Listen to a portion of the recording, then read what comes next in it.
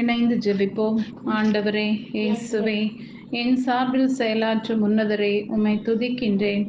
என்னை கைதூக்கி நிலைத்திருக்கச் செய்தவரே, உம்மை புகழ்கின்றேன். என்றும் என்னிடம் தங்கும் துணையாளரே, நன்றி கூறுகின்றேன். எவரும் புதிய ஆடையில் பழைய துணியால் ஒட்டு போடுவதில்லை.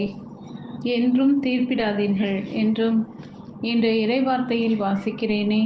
இயேசுவே, பல தடவைகளில் மற்றவர்களை தீர்ப்பிட்டு என்னையும் தீர்ப்புக்குள்ளாக்கி உமக்கு எதிராக பாவம் செய்த என்னை மன்னியும்.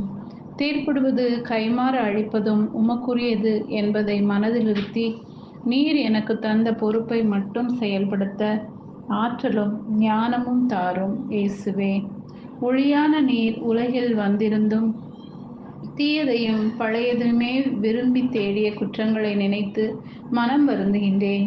பாவி என்னை ஏற்றுக்கொள்ளும்.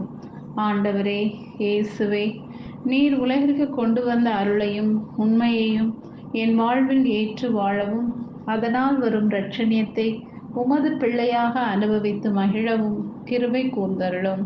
ஏசையா, இதே நாளில் நான் வலது கரம் பற்றி வழி நடத்து.